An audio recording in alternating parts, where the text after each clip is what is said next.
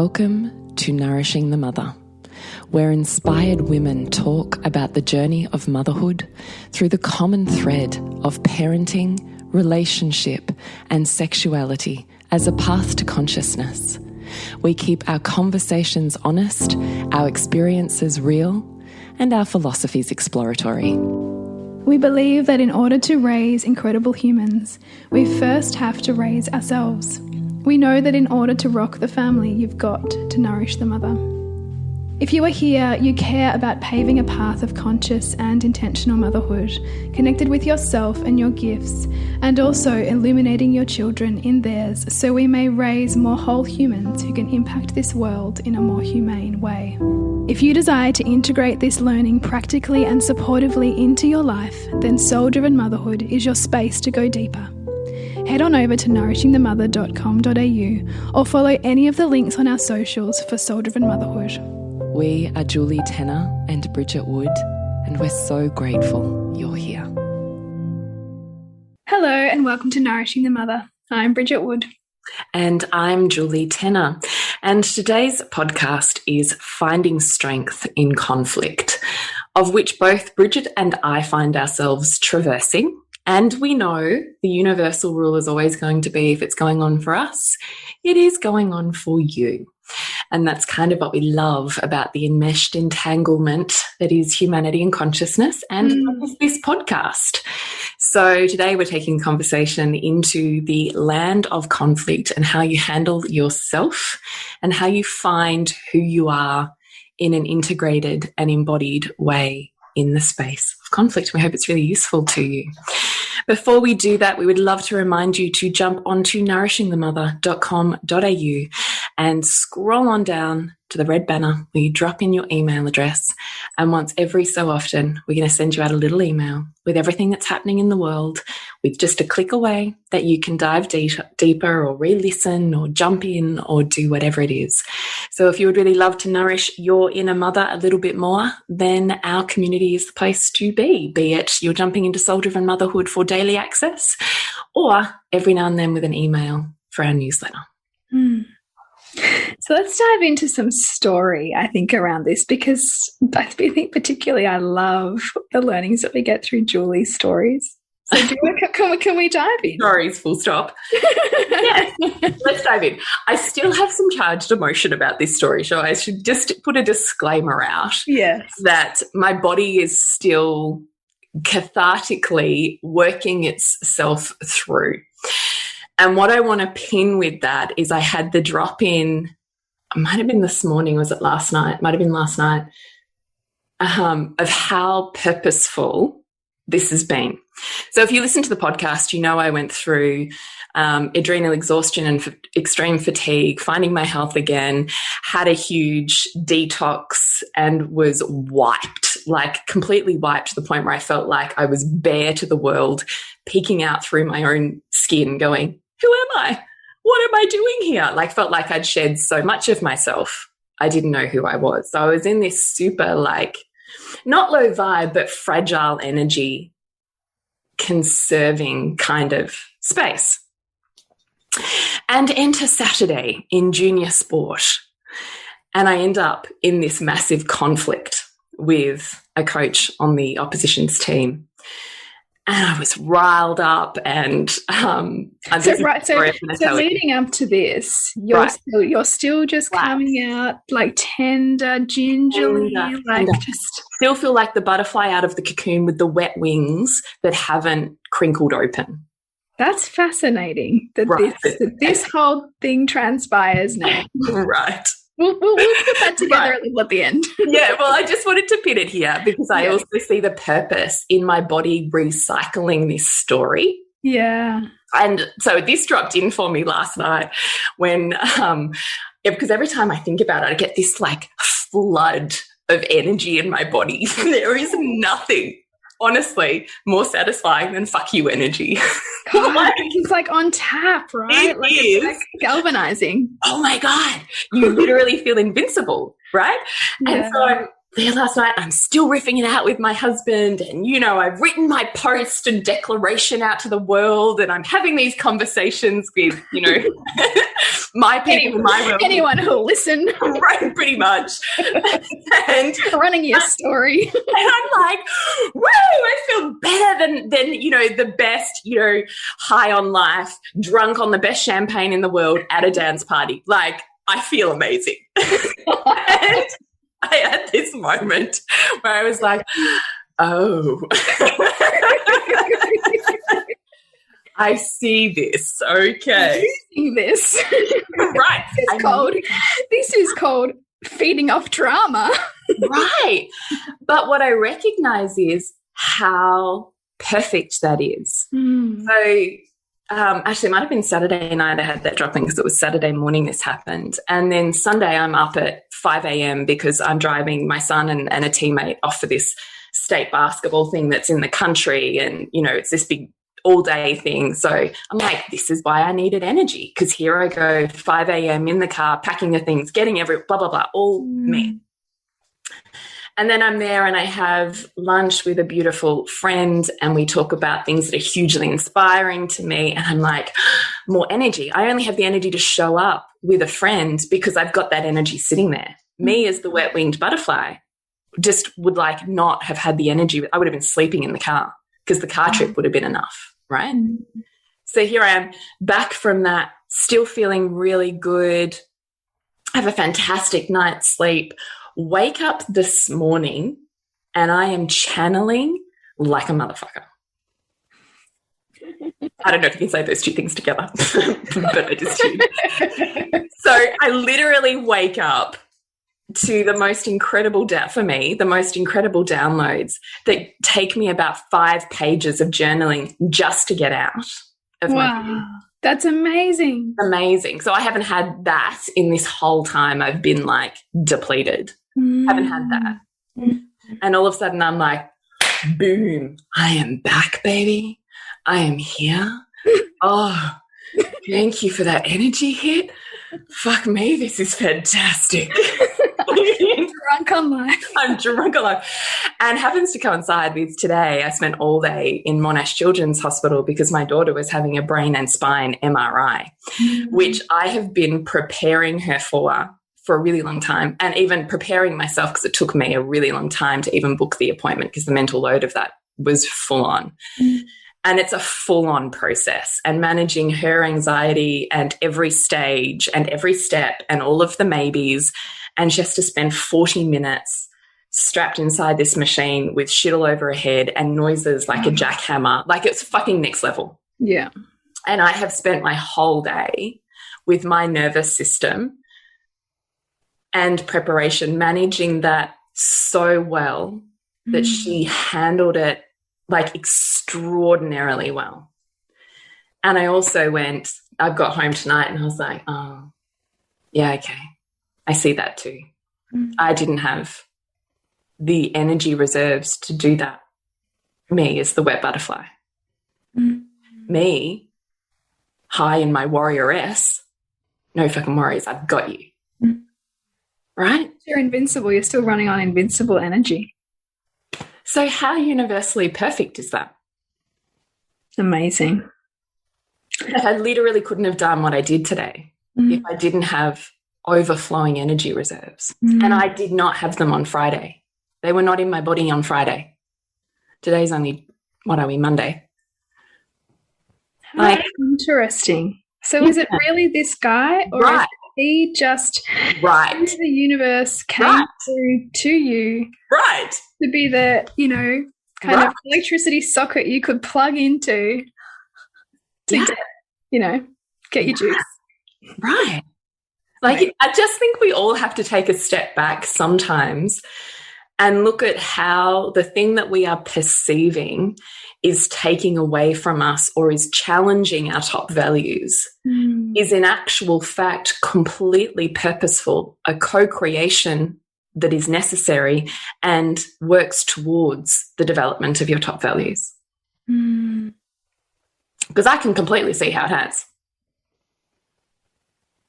Like, bonded in relationship, bonded socially, had posts for my businesses, energy to carry my child through something that was really hard, both my children yesterday and today. Like, you should be saying thank you, sir. Thank you to that. Well, I'm not quite there. I think you have some, appreciation to direct that way. I have some appreciation. Yeah, I haven't quite done enough work for me to sit in a heart graceful spaces yet. Yeah. But what I can begin to see is the beauty of the higher orchestration. So let's lead into the story then now. Okay, let's lead into so you and I, and anybody who follows you on Facebook probably knows more of the story, but let's just give us an overview of what unfolded on the basketball court. So I have coached junior domestic basketball for, I was trying to work this out the other day, about 11 years. It's a really long time. It is. Every single week, 2 to 4 times every single week for 11 years. So it's been a while since I've been at this under 8s level, and that's the level that my third child is at the moment. And by the time, I remember with my first child and second child, when they were super little and doing all the junior stuff, it seemed like super, emotionally invested, and everything was huge highs and lows, and it seemed so important, and the wins and the losses seemed so, like, they seemed bigger than now me as a mum of a 15-year-old who we're going around state basketball with, looks at these tiny babies and under 8, and I'm like, oh, they're so cute. Who cares?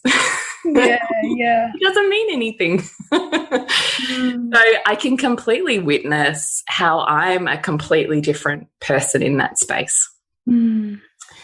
So I get the parents that are a bit batshit crazy at your under 8s game.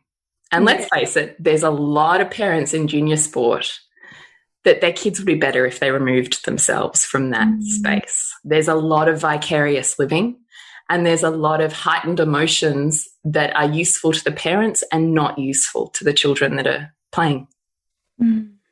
I've never seen team sport as something about winning and losing, though I'm not afraid of winning and losing.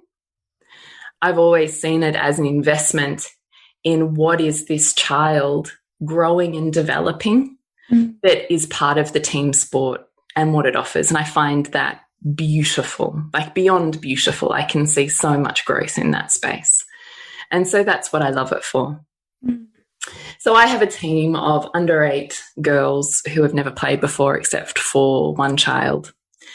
And we rock up they train just in my backyard because it's COVID and we can't get a court anywhere. So every week they're hanging out in my backyard while we train on my little court here. It's super cute.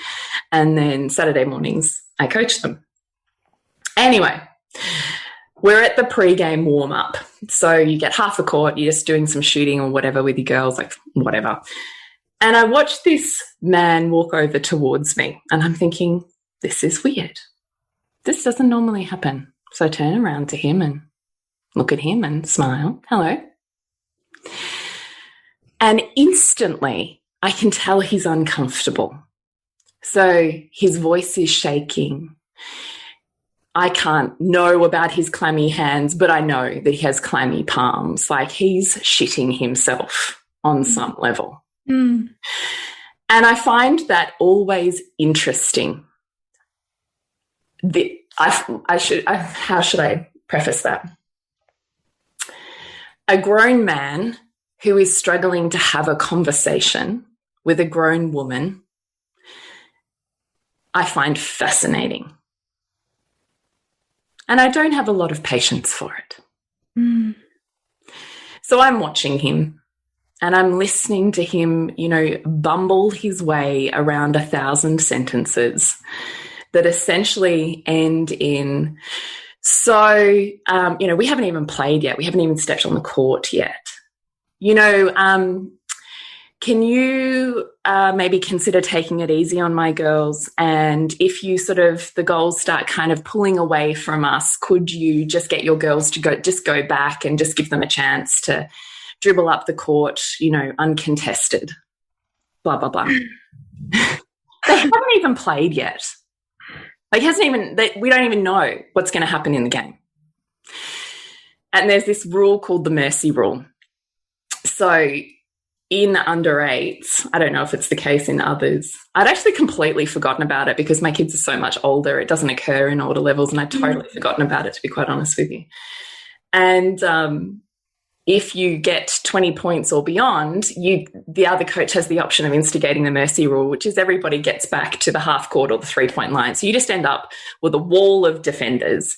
Doesn't change the game. Nobody learns anything, complicates the game. You spend the whole time trying to get everyone who's completely confused about what's going on to do the thing that they don't do at any other point in any other space of basketball, so that Jimmy Little can dribble the ball uncontested, which you can do in your own house.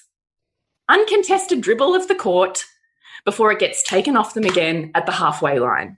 Whatever. And I looked at him and I smiled after listening to everything he had to say.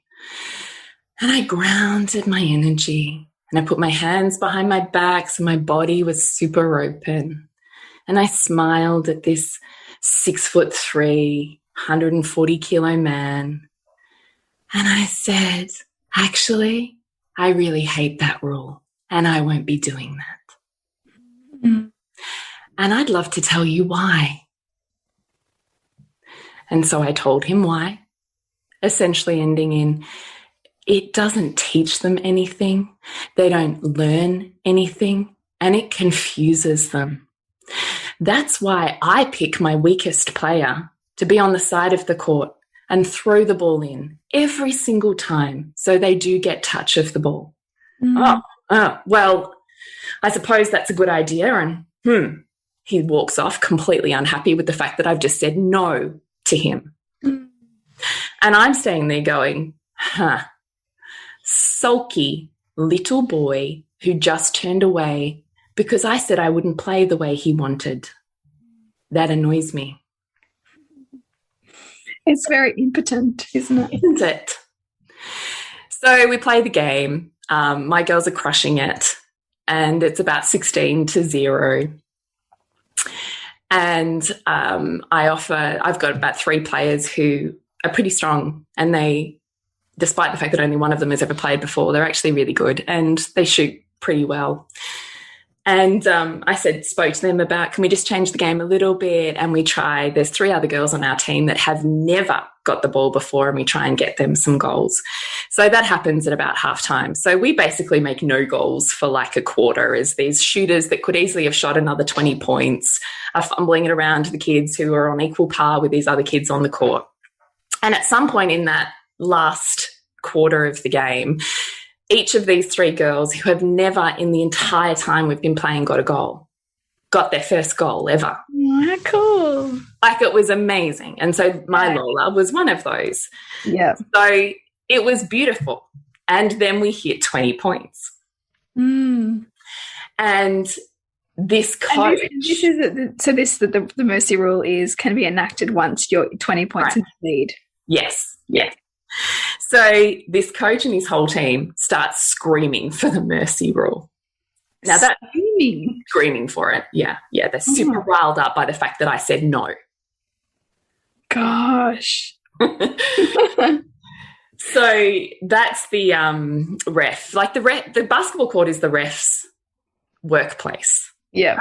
I'm not going on to your workplace and telling you what to do. You got it. The girls will learn from you. All good. We can all just relax. The ref's got it. It's okay. No, this group of parents are pretty sure the ref didn't have it.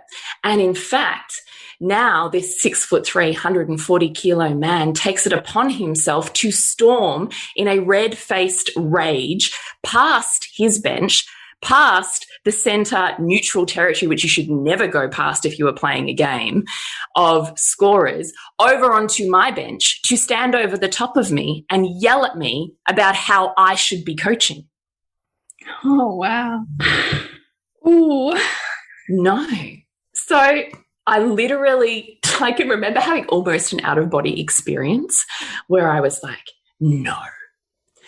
And I literally remember standing up so slowly and silently, but I felt like my feet were in the very core of the earth. And I felt like I was about 8 foot tall. Like that's how grounded I was in this no.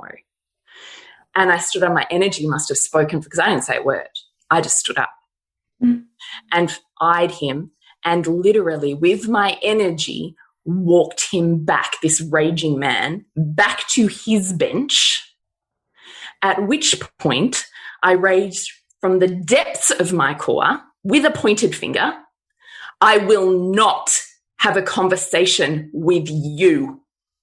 If there is one to be had, I will have it with the ref. And I sat back down on my bench again.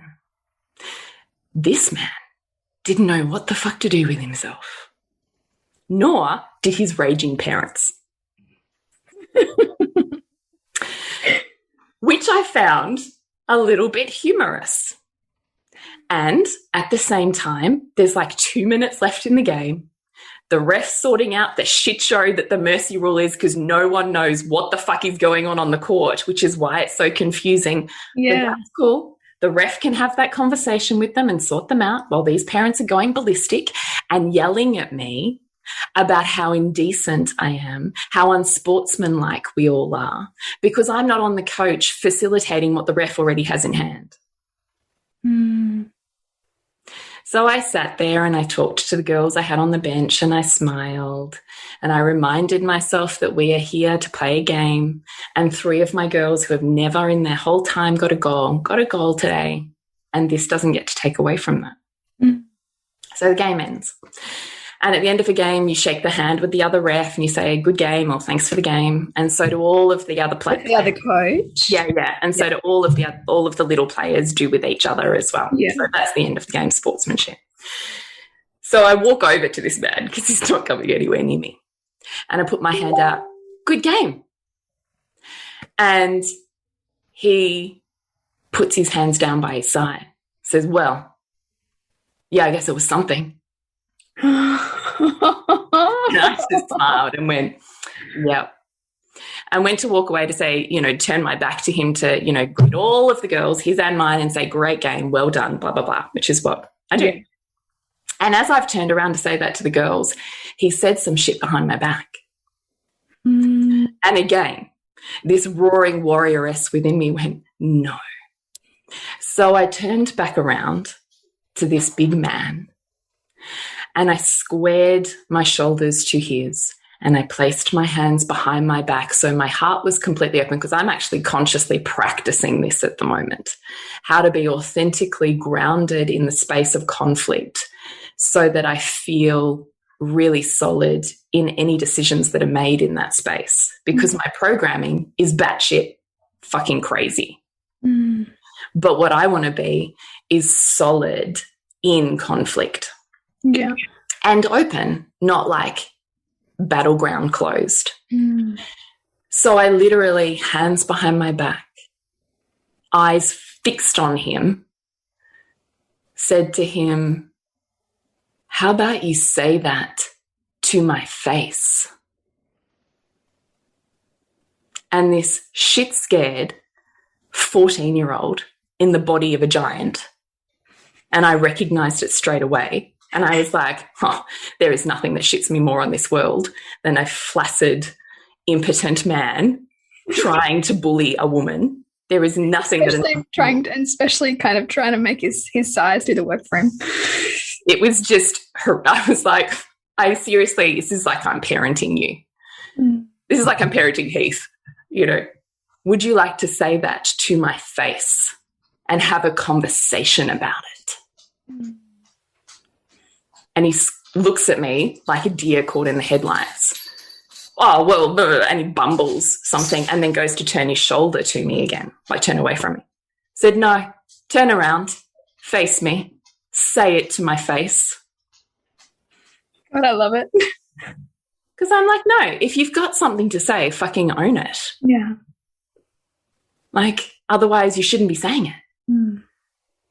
I don't think he even had anything to say. It was so inconsequential, I couldn't even tell you what he said, except for the fact that I literally felt like I was parenting Heath.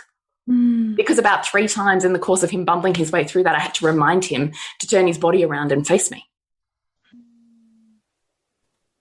Funnily enough, half the parents on my team didn't even know anything was going down, including my husband.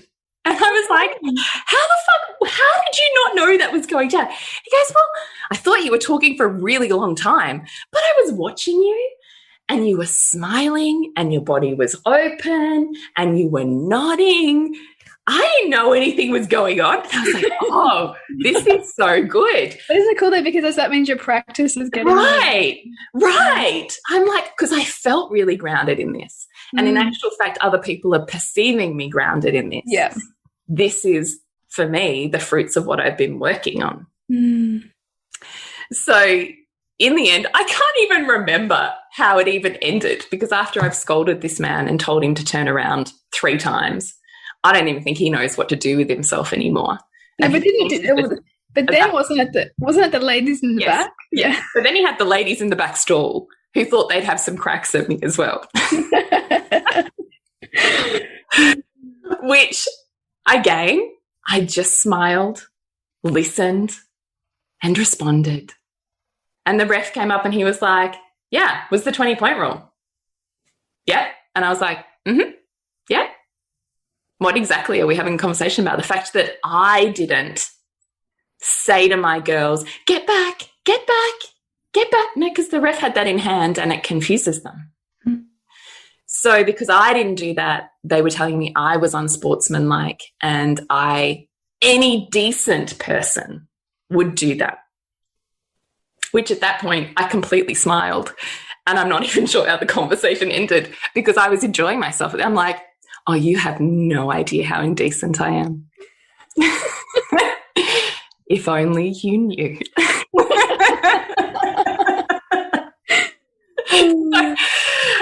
This is the thing, when you own a trait. Yeah. Like, and someone calls you that, you're like, Yeah. It's kind of like water off a duck's back. Yeah. You know, cool. That's cool. No worries.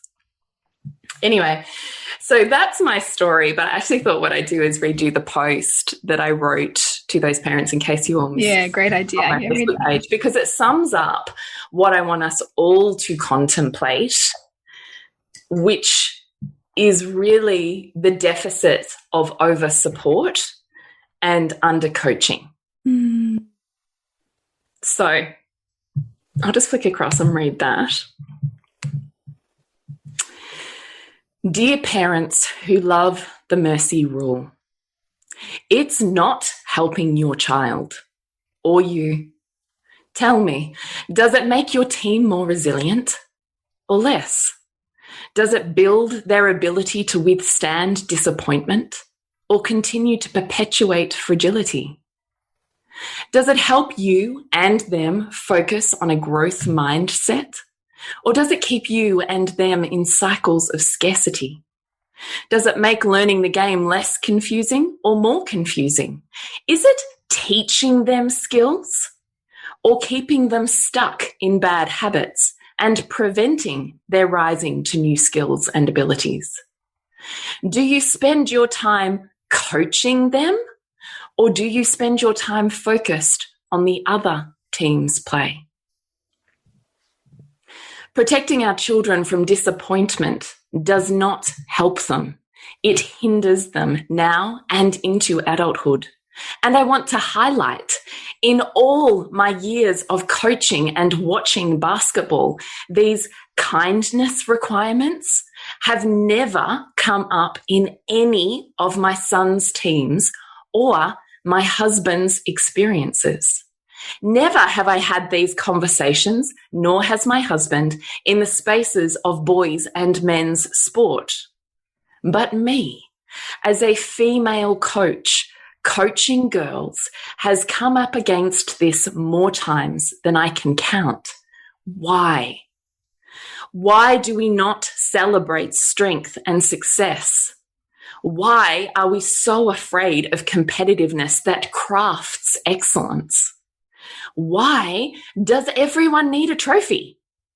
Why do girls still need to play nice? Why can't they handle failure and disappointment? Are these not essential skills to develop in order to live a life of excellence? I think we need to collectively stop and ask ourselves why we hold the expectation that girls be nice, play nice, be fair, be compassionate to the other team's deficits and require that they mitigate their own strengths in accordance. What are we teaching our daughters and the women of the next generation? Your shine is too bright. Please dull it so others may feel better. You don't deserve to win when others are losing. You have a greater responsibility to caretake the needs of others than to act in accordance with your own. That your success and greatness cannot and will not be celebrated. Indeed, that your greatness is threatening to others and is dangerous for you. So don't be great. Be sweetly average. Be beige. Because we don't want nasty women in this society, do we? I'm not up for that, and I'm not in for it either. I happen to love the nasty women, the women who are not silent or silenced, the women who stand in their power and have the courage to say, this is me, and I won't shrink for you. Team sport, for me, is not about the mercy rule or keeping it even. It's about life skills. It's about developing an individual who has opportunities to grow emotionally, mentally, and physically, which serve them for the rest of their life. It's not about a fucking scoreboard. And I love it when we cream other teams. And I love it when we are the team getting creamed. Both are valuable to the growth of the individual. No one more than the other. So show up to coach if you are going to coach. You are influential in the development of young women. The question is, who are you developing?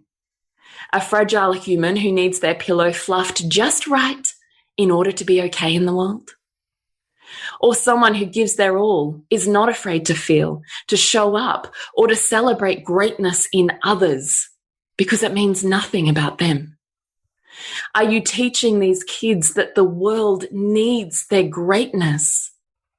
Or are they only allowed to be as great as the weakest denominator? I used to be kumbaya. I get it. I see your fear of their little spirits being crushed. But what I realize now is that was my own fear. It was not something my child needed to carry, or honestly, even felt or noticed. I projected that shit all over them. And if they did feel challenged by a crushing loss, I saw my role as a guide to their greatness. What did they need to handle these emotions? What did they need to improve in the weaknesses highlighted by this game? That's coaching. Saving them is not. Now I see team sport as an invitation into personal growth, and that's what I'm in to coach for. I'm in for the development of the next generation of women, courageous and open, but without the oppressive need to dilute who they are or what they're capable of in order to make someone else feel better. And I'm in for them learning how to handle their emotions and mind. Disappointment is perhaps the greatest learning for resilience, and this skill will save them over and over again in their own lifetime. Protecting your children from suffering does not help them. It hinders them. If I coach against you, don't ask me to consider the mercy rule before any of the girls have even played. Don't decide before the girls themselves have decided what they can and can't do and tried. And when the mercy rule is offered to me, I won't take it. Bring your best. I'm not asking you to shrink so others may rise. That's not how we rise individually or collectively. Shine. Let us see your brilliance. so we may know it is safe to see ours and have it celebrated also, instead of made wrong and asked to be tamed. And when it comes to your girls in sport, believe in them, see their strength, not your fragility. Meet every moment with, this too is a learning opportunity. Sincerely, that coach, Jules. So that's my post. I love it. I love it. I love so That's my why. And let me tell you, I have the child with the greatest amount of disadvantage and disability on that court. Mm. And I am not pro the mercy rule. And it's just funny because it's amazing how you get to really experience the polarity, right? Like, so you have like the best on the court. Yeah. Right? Yeah. And you have the worst. I don't want to say the worst, but you know. I'm so fine to say that. She tries her heart out and she's like freaking improving every week, but she is still like any disadvantaged person, starting from a long, long, long way back with actually no ability to catch up. Mm. So you could really easily crumble in the face of that and not want her to experience that and want everything adjusted for her to feel like more support, more mercy rules so little Lola can bounce the ball halfway up a court. No, that is not helping her. That is hindering her. And I will not be the woman that stands here and says, we can only be great when you're less so. Yeah. I fundamentally have the greatest problem with that. Why don't we, like, I'm so fine with the same kid winning the trophy for best on ground year after year after year if they are truly the best on ground. Why can't we celebrate greatness? And it's so true because, I mean, ultimately, like, you know, tall poppy syndrome says, oh, it should be someone else's turn, you know, or like, you keep always winning it. Yeah, because they're amazing. Why can't they just be amazing at that and it not mean anything about you? That it teach you a whole lot and that your greatness, of which we all have, gets to be celebrated somewhere else. Just like you celebrate Lola's greatness where her greatness lies, because it doesn't have to be in basketball. It doesn't have to be there. But if I take you down for your greatness on the court, that's a pretty freaking big narrative for me to then try and break out of as an adult who doesn't want to be the person that's now cast out of society because they were too great. I fundamentally have a massive problem with that. It's big. Yeah. And more support doesn't help Lola. Loving her through challenge, offering her and guiding her with more tools so she may show up in that is what helps her and expands her world, not by trying to shrink it and mitigate it. That's not where power comes from. How much do you see it as parents struggling with their own feelings about their child's disadvantage rather than the child's disadvantage in and of? I think it's 100% that. If you looked at those girls on the court, I'm pretty sure none of them gave a shit. Yeah. But we have this fantastic way of making it about our children. We're going into battle for our children, but really we're not. And I would also say on the coaching thing, how about you show up to coach like I do every week? I don't care what the other team's doing. I care what my girls are doing and how each one of them has a personal goal to take each one of them a little bit higher than they currently are. That's a personal best. Who cares about the score? Whereas otherwise I mean, like, it sounds like this other guy's coaching defensively based on what the other team's doing, not actually. It's not even coaching. We had some video footage of those three girls. One of the mums took videos of the three girls' first goals and I was rewatching them and I'm like, oh my God, like, let me just give you a story. Lola, my daughter, her first goal. So Lola, most physically disadvantaged child on the court, slow and fumbles, right? So the ball gets thrown to her. She throws it up at the ring. It pretty much hits the top of the backboard and bounces backwards. Someone grabs it, throws it back to Lola. Lola drops it on the ground at the foot of three of their players. Lola picks the ball up in the face of their 3 players and dribbles 3 dribbles through their players uncontested to make her shot. How about you do some coaching and maybe you wouldn't lose by so much? Ouch. I'm sorry, but I was watching that going, you want to stand there and have a crack at me wanting to make my girls less great. Yeah. But how about you invest that energy in making your girls better? I reckon I've watched 2 basketball games in my life, and even I would know that probably you should be getting onto that pretty quick. I was going to say, it's Lola. Like, she is the slowest. Just, I mean, God bless her. I love her to pieces. But it really highlights how weak your game is. If you are giving Lola an uncontested 3 shots at a ring, a ball on the floor, which her body works really slow and hard at to pick up, and 3 dribbles. Like, how about we do some coaching? Yeah. So I'm a little riled up about it. So, listeners, can you see how this has given Julie an endless wellspring of energy? Because energy is infinite when you find that source. Right. And so like, if we narrow it down, so that's a beautiful principle that we can all remember is energy is infinite when we know the source of it, right? So you can just, it's there on tap. So what, if you could wrap it up into a sentence, what do you think the source of this is for you?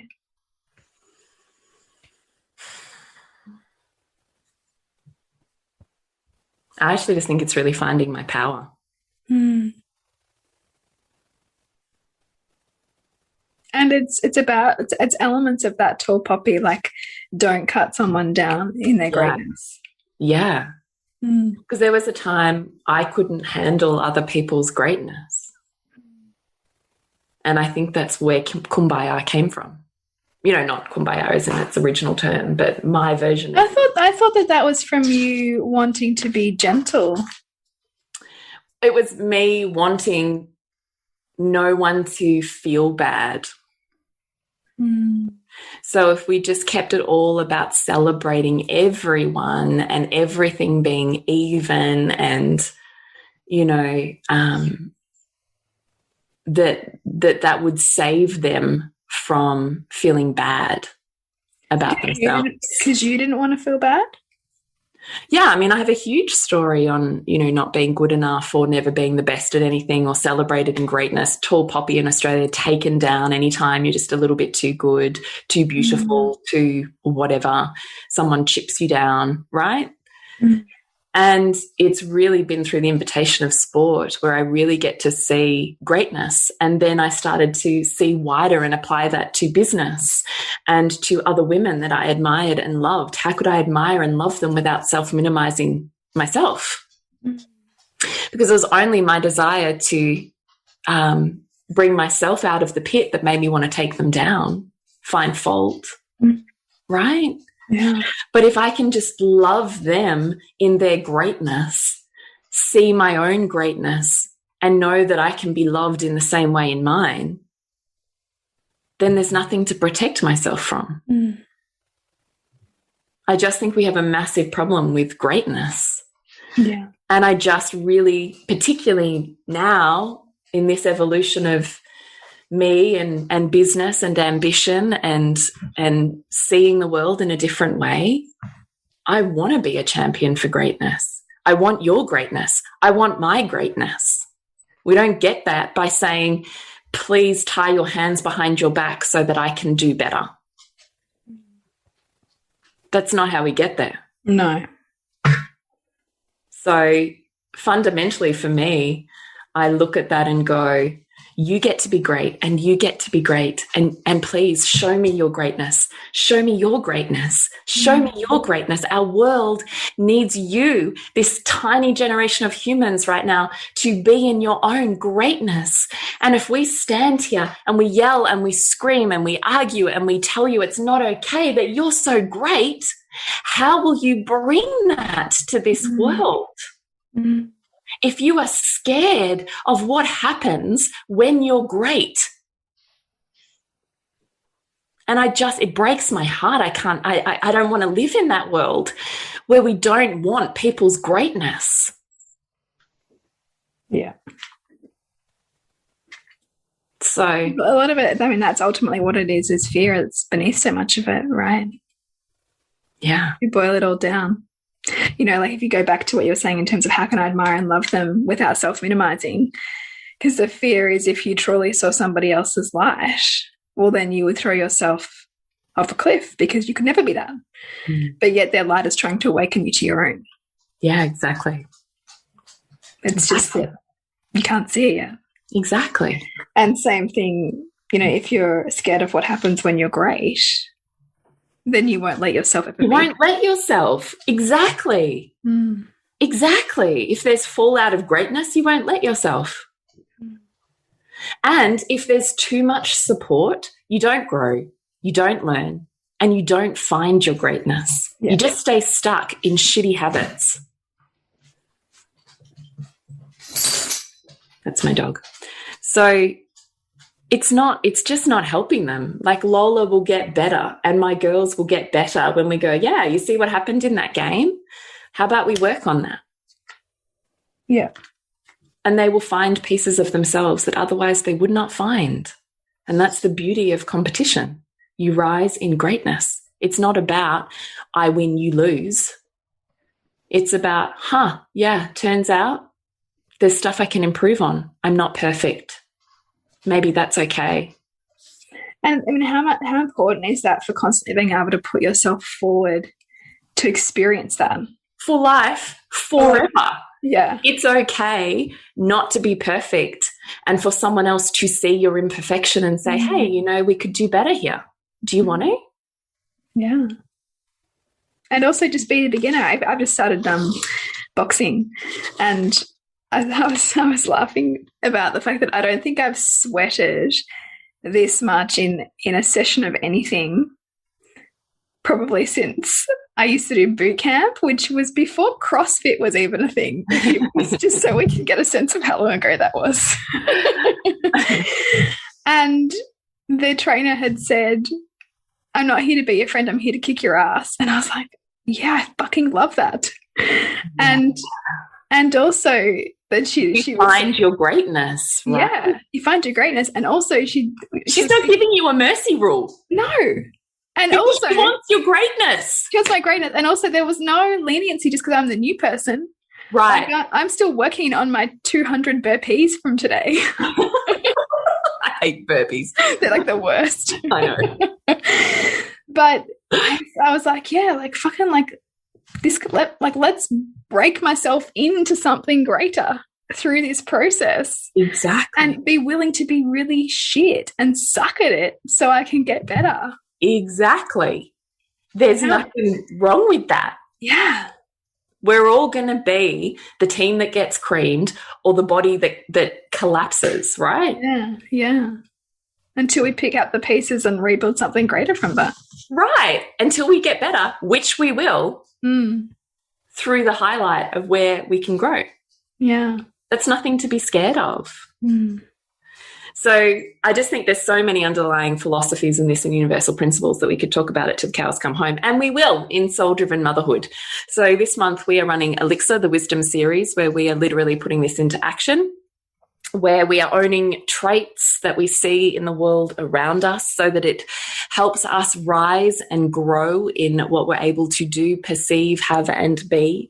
And we're equilibrating our fantasies. So we're doing those through information workshops and through demonstration live facilitation. Yeah. Yep. So Soul Driven Motherhood is a content-rich space in which Bridget and I come to play with you. So if you are ready for a beautiful community of support for conscious motherhood and conscious self-awareness as it grows and develops, then it is 100% your space. And this month we're doing Elixir, which you will adore. It's just $39 for an entire month with 11 plus courses. We're in there. Starting next week, our podcast streams live in there, an incredible community of women and an incredible opportunity to really flip the way you see your reality right now. So come join us. Yes. And connect with you, Jules? Is julietenner.love. And you, Bridget? BridgetWood.life. And remember, I know. We can find us at nourishingthemother.com.au. And remember to nourish the woman to rock the family. And we'll see you next week when we continue to peel back the layers on your mothering journey. Thank you so much for listening. We literally couldn't do this without you. Please share this podcast with anyone you think it would be medicine for. And if you're ready to ask, in what ways can I show up more fully, live more meaningfully, parent more wholly, and love more unconditionally? How can I mine the wisdom from the experiences of my life and expand into those challenges? Then you're a soul-driven, heart-led mama who's ready for conversations and a community that supports her journey. Come join Soul Driven Motherhood. We'd love to have you. And if you feel like giving back a little to this free content, please rate us on iTunes or Facebook, all of which helps the podcast reach more mamas who need this type of tonic for the soul.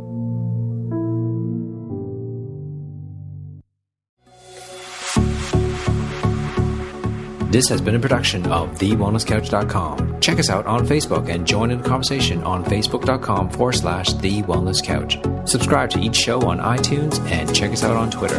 The Wellness Couch, streaming wellness into your lives. Whilst the Wellness Couch presenter endeavor to provide accurate and helpful information to their listeners, these podcasts cannot take into account individual circumstances and are not intended to be a substitute for health and medical advice from a qualified health professional. You should always seek the advice of a qualified health professional before acting on any of the information provided by any of the Wellness Couch podcasts.